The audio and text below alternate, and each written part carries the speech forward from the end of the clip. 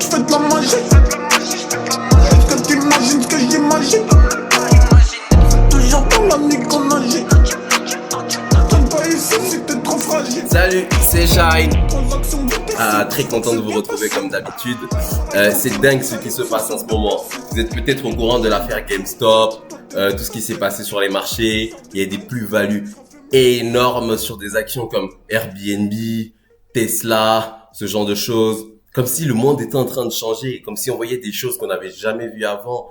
Oui, effectivement, il se passe des choses qu'on n'a jamais vues avant. Rien que sur les crypto-monnaies, par exemple, ce qui se passe en ce moment, c'est dingue. Moi, j'y suis depuis 4 ans et je peux vous dire que tous les matins, je suis surpris. Que ce soit rouge ou vert, dans tous les cas, je suis surpris. Dans la finance classique, il se passe des choses énormes. Mais pourquoi tout ça part dans tous les sens? C'est qu'en fait, nous sommes peut-être arrivés à un moment dans notre système où il faut du changement. Et il faudrait que nous soyons prêts pour ce changement, par exemple. Aujourd'hui, nous allons parler de monnaie, comme nous avons parlé de monnaie dans les 2 vidéos précédentes. Donc, KenoShine parle de monnaie. Mais nous allons aller plus loin. Souvenez-vous, la monnaie est une technologie. Et aujourd'hui, nous allons parler de crypto-monnaie. SO Sargon, on norme sur des actions comme Airbnb, Tesla, ce genre de choses. Comme si le monde était en train de changer, comme si on voyait des choses qu'on n'avait jamais vues avant. Oui, effectivement, il se passe des choses qu'on n'a jamais vues avant. Rien que sur les crypto-monnaies, par exemple, ce qui se passe en ce moment, c'est dingue. Moi, j'y suis depuis 4 ans et je peux vous dire que tous les matins, je suis surpris. Que ce soit rouge ou vert, dans tous les cas, je suis surpris. Dans la finance classique, il se passe des choses énormes. Mais pourquoi tout ça part dans tous les sens? C'est qu'en fait, nous sommes peut-être arrivés à un moment dans notre système où il faut du changement. Et il faudrait que nous soyons prêts pour ce changement, par exemple. Aujourd'hui, nous allons parler de monnaie, comme nous avons parlé de monnaie dans les 2 vidéos précédentes. Donc, KenoShine parle de monnaie. Mais nous allons aller plus loin. Souvenez-vous, la monnaie est une technologie. Et aujourd'hui, nous allons parler de crypto-monnaie.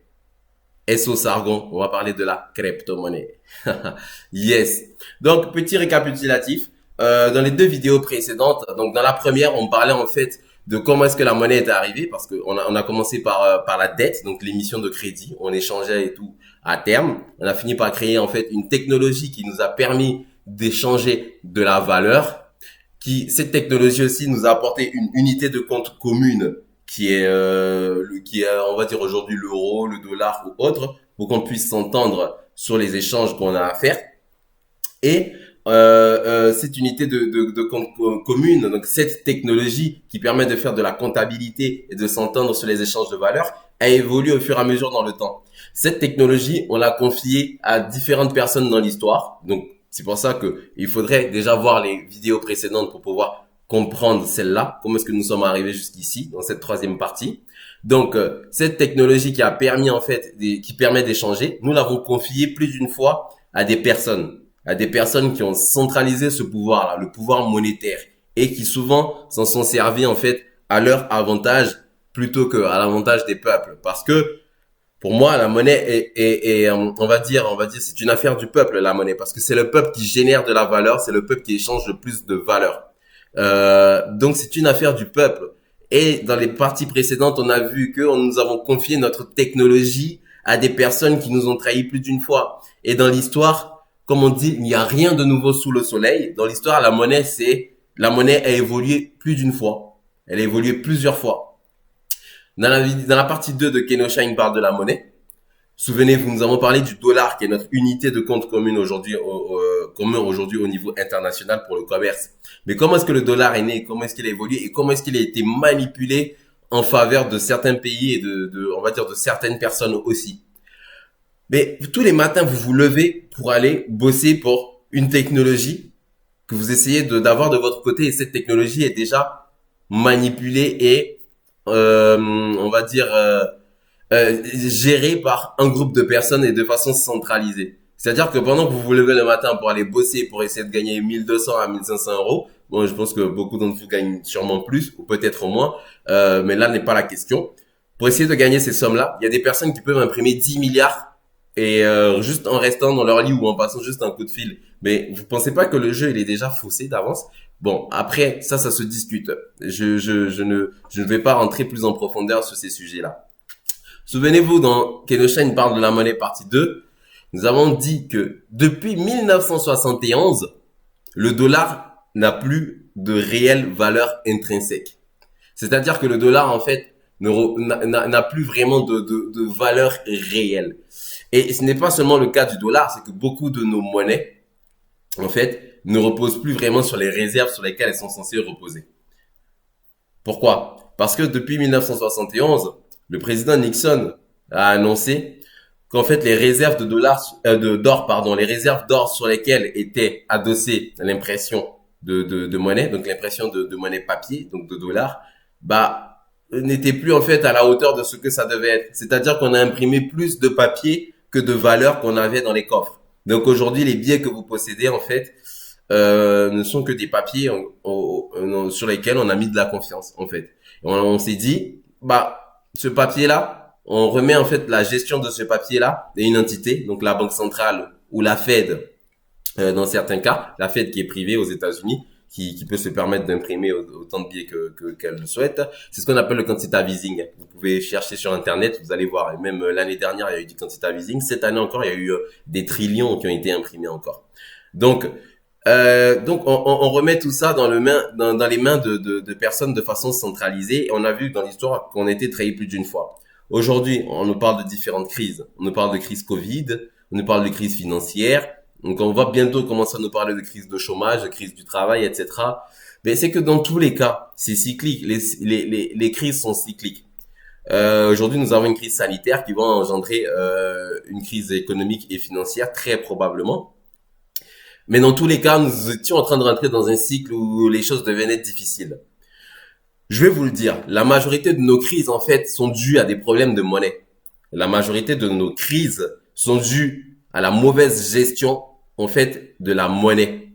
Donc, c'est-à-dire que c'est la mauvaise gestion des taux, la mauvaise gestion de l'impression, donc de la quantité émise sur les marchés, etc. À la fin de Kenosha parle de monnaie, partie 2, je vous ai parlé de la blockchain. La monnaie elle-même est une technologie. Aujourd'hui, nos technologies ont évolué. Nous sommes arrivés à un moment où on ne peut plus continuer à gérer la monnaie comme on la gère aujourd'hui. Sinon, on continue d'appauvrir des gens, on continue aussi d'enrichir ceux qui sont déjà riches. Donc, la technologie des blockchains, en fait, vient pour proposer une alternative à tout ça. Donc, c'est pas une technologie qui vient pour remplacer ce qu'on a, c'est une technologie qui vient pour essayer d'améliorer ce qu'on a déjà. Mais avant tout, il faudrait savoir comment est-ce qu'est produit la monnaie. Je vais vous faire peut-être un petit passage sur comment est produit la monnaie, au cas où vous ne le saviez pas. Lorsque vous allez faire un emprunt à la banque, vous empruntez 100 000 euros chez le banquier. Les 100 000 euros, d'où est-ce qu'ils sortent? Là est la question. Lorsque vous rentrez, vous passez la porte de la banque, vous demandez 100 000 euros au banquier. Quand il accepte de vous prêter 100 000 euros, il vous demande de signer une reconnaissance de dette. C'est-à-dire que le banquier va vous demander, est-ce que vous êtes sûr que vous voulez que je vous prête 100 000 euros? Si je vous prête 100 000 euros, alors c'est bon, maintenant vous m'êtes redevable de 100 000 euros. Vous êtes d'accord, vous signez. À partir de ce moment-là, vous êtes redevable à la banque tant que vous n'aurez pas remboursé les 100 000 euros. Vous êtes en quelque sorte, je vais employer le terme, vous êtes en quelque sorte un esclave pour la banque. Parce que la banque, en fait, vous met une chaîne au cou et vous dit, maintenant vous me devez 100 000 euros. Si vous perdez votre job, ça, ce n'est pas le problème de la banque. Vous avez signé un papier qui dit que vous allez rembourser les 100 000 euros. Si vous perdez tout, ça, ce n'est pas le problème de la banque. De toute façon, vous allez devoir rembourser les 100 000 euros plus les intérêts. Et d'où sortent ces intérêts aussi? En fait, la banque va créer de l'argent à partir de rien. C'est ce qu'on appelle en fait une écriture comptable. La banque va juste écrire dans sa comptabilité comme quoi elle a une reconnaissance de dette de 100 000 euros. Donc, le papier que vous avez signé, voilà, vous venez de créer 100 000 euros pour la banque, qui va l'écrire dans sa comptabilité et qui va, on va dire, soit imprimer des billets ou bien juste mettre sur votre compte des chiffres qui vont dire que maintenant, vous pouvez dépenser 100 000 euros dans l'économie. Mais ces 100 000 euros, en un claquement de doigts, ils ont juste apparu en fait en tant qu'écriture dans une comptabilité. C'est-à-dire qu'à partir de rien, on émet de l'argent et on vous endette. Et c'est comme ça en fait qu'on crée de l'argent dans l'économie. On émet en fait une quantité d'argent dans l'économie. Donc plus vous empruntez de l'argent, plus on émet de l'argent dans l'économie. Mais cet argent, il y a un moment, il va falloir le rembourser. Et dans la plupart des cas, les personnes empruntent pour acheter des maisons, donc acheter de l'immobilier, etc.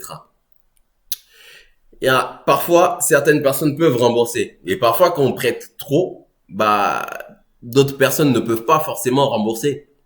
C'est ce qui nous a fait arriver en fait dans le cadre de la crise de 2008, la crise de 2008, la crise des subprimes, où il y a beaucoup de pots pourris qui ont été mis ensemble, des sortes de CDP, où des personnes ont reçu beaucoup d'argent pour acheter de l'immobilier ou autre, et ces personnes en fait, leur crédit score était minable. Ces personnes ne pouvaient pas rembourser l'argent qu'on leur avait prêté. Donc la banque a créé de l'argent à partir de rien pour endetter des personnes, pour gonfler elle l'argent qu'elle produit dans l'économie et aussi bien sûr en y mettant des intérêts pour ensuite se retrouver dans un cas où les personnes qui ne pouvaient plus rembourser, donc qui n'avaient plus assez d'argent de leur côté, donc assez de monnaie de leur côté, parce que la monnaie, ça circule. Quand la banque fait du crédit, elle émet de la monnaie.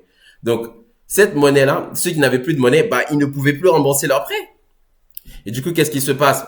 On se met à vendre, parce que quand on prête beaucoup d'argent dans l'économie, les gens, ils prennent l'argent, ils vont acheter. Plus on achète, plus les prix montent. Donc, quand on prête de l'argent aux gens pour acheter de l'immobilier, le prix de l'immobilier augmente parce qu'on achète de plus en plus de maisons. Mais quand on ne peut plus rembourser, qu'est-ce qui se passe? Bah, on vend. Et quand on vend, bah, les prix chutent, les prix s'écroulent. Donc, maintenant, vous comprenez pourquoi, en 2008, on a eu une grosse crise, due au fait qu'on avait prêté beaucoup trop d'argent à des personnes. Et on a vu aussi pendant cette crise l'immobilier qui a pris un gros coup. Ben parce qu'il y a un moment, ben ces personnes qui ont acheté de l'immobilier ne pouvaient plus rembourser. Donc on crée une bulle, on crée une grosse bulle. Voilà, les choses peuvent être, on va dire, un peu plus approfondies que ça. Ici, je vous raconte de façon générale comment est-ce que la monnaie est produite et comment est-ce qu'on se retrouve de façon cyclique en fait dans des crises. Des crises qui sont dues, encore une fois, à des problèmes de gestion et d'impression de monnaie. Donc si vous ne le saviez pas, la crise de 2008, c'est bien, on dit il y a des crises, il y a des gens qui perdent de l'argent. Et sachez que pendant les crises, il y en a beaucoup qui gagnent de l'argent. Les crises sont des opportunités pour gagner de l'argent. J'espère que pendant la crise de coronavirus, vous êtes en train de faire plein d'argent. J'espère. Donc, ces crises-là, en fait, sont dues à des problèmes de gestion de monnaie. Donc, si vous voulez, repartez voir Kenosha parle de monnaie partie 1 et partie 2. Vous allez vous rendre compte que chaque fois qu'on a eu des gros problèmes, en fait, ça touchait directement ou indirectement à la monnaie. Donc, qu'est-ce que les technologies blockchain viennent proposer aujourd'hui? Suite à la crise de 2008, en 2009, on a vu l'apparition du Bitcoin. Waouh, le Bitcoin, c'est quoi? Tout le monde en parle. Qu'est-ce que c'est? Le Bitcoin, au départ, c'était une blague, c'était un truc de geek. Après, c'est devenu un truc très dangereux. Après, bof, c'est devenu une super arnaque. Là, je vous énonce en fait les différents chemins qu'il a pris le Bitcoin. Et maintenant, on commence à se dire, mais tiens, mais ce truc, en fait, il est génial. Ce truc, il est peut-être en train d'apporter une solution au problème de monnaie qu'on a toujours eu jusqu'ici. Et c'est pour ça qu'il y a de plus en plus de personnes qui s'intéressent au Bitcoin. Vous croyez que pourquoi Elon Musk va poser 1,4 milliard dans le Bitcoin? Et c'est pas fini. Je pense qu'il va pas s'arrêter là. Et ce ne sera pas le seul. En fait, Bitcoin vient pour nous apporter, en fait, une aide dans cette économie qui est déjà cassée. Parce que de façon cyclique, nous allons encore nous retrouver dans des problèmes économiques, monétaires et financiers encore plus graves que ceux qu'on a connus. Parce que la machine ne cesse de tourner. On essaie d'imprimer de plus en plus de billets. On n'arrive pas à gérer en fait le supply, l'offre de monnaie sur les marchés. On n'arrive pas du tout à gérer en fait les taux d'intérêt. On n'arrive plus à gérer tout ça. Et je crois que nos dirigeants, donc les personnes qui s'occupent, les personnes à qui nous avons encore confié la gestion de notre monnaie, en ont bien conscience. Ils en ont bien conscience. C'est la raison pour laquelle ils prennent souvent des mesures qu'on ne comprend pas forcément, parce que nous ne sommes pas toujours dans ce qu'on appelle le secret des dieux. Le secret des dieux, c'est le fait de savoir chez les big boss ce qui se passe. Donc nous, on n'y est pas toujours. Et c'est pour ça aussi qu'on comprend pas toujours aussi les mesures qui sont prises. Donc la technologie des blockchains, c'est quoi? La technologie des blockchains, c'est ce qui rend le Bitcoin possible. Donc le Bitcoin, en fait, ce n'est rien d'autre qu'une application, c'est une technologie monétaire. Voilà. Comme la monnaie est une technologie, le Bitcoin, en fait, est quelque part une évolution de la technologie monétaire. Le Bitcoin est possible grâce à la technologie des blockchains. Les blockchains, c'est quoi? On dit que ouais, la blockchain, c'est une super technologie, etc. En fait, la blockchain, c'est une métatechnologie. C'est une métatechnologie dans la mesure où ça regroupe en fait plusieurs concepts. La blockchain, ça regroupe déjà la cryptographie, donc le concept de la cryptographie. C'est-à-dire que on va utiliser comment faire ça de plus simple? On va utiliser en fait la méthode des méthodes de hachage qui vont en fait sécuriser des informations sur un réseau informatique, par exemple. La cryptographie, c'est assez complexe. Ensuite, en plus de la cryptographie, on va utiliser la programmation informatique. La programmation informatique, c'est ce qui se fait déjà avec notre monnaie aujourd'hui. Notre monnaie évolue, elle est passée des pièces, des billets. Aujourd'hui, on a des chiffres sur des ordinateurs. C'est de la programmation informatique. En plus de la cryptographie, de la programmation informatique, on va utiliser en plus ce qu'on appelle la théorie des jeux. La théorie des jeux, c'est une science qui va régir, en fait, qui va étudier les résultats des interactions humaines. C'est-à-dire quoi? C'est-à-dire que tous les échanges qu'on aura vont découler d'un résultat. Et ces résultats, en fait, en fonction des échanges qu'on a eus et du résultat qu'on a, qui est confiance ou pas entre nous, bah, la théorie des jeux est la science qui étudie ça. Et dans la théorie des jeux, dans la blockchain, le Bitcoin s'intéresse plus particulièrement à ce qu'on appelle le théorème des généraux byzantins. La théorie des généraux byzantins. Je vais vous épargner ces théories mathématiques. On va plutôt avancer sur ce qui nous intéresse aujourd'hui, sur la monnaie elle-même. Donc, souvenez-vous, la blockchain apporte une cryptographie sur la monnaie, de la programmation informatique et la théorie des jeux. Donc, ça va ensuite, c'est une science qui va étudier en fait toutes les interactions humaines ainsi que les résultats qui en découlent. N'est-ce pas génial? Parce que la blockchain vient en plus pour dire on va décentraliser. On va décentraliser. Donc, pour une fois dans l'histoire, on a une technologie qui va nous permettre, en fait, de décentraliser le pouvoir monétaire. Souvenez-vous, dans Kenosha, il parle de la monnaie partie 2, que vous devez absolument voir si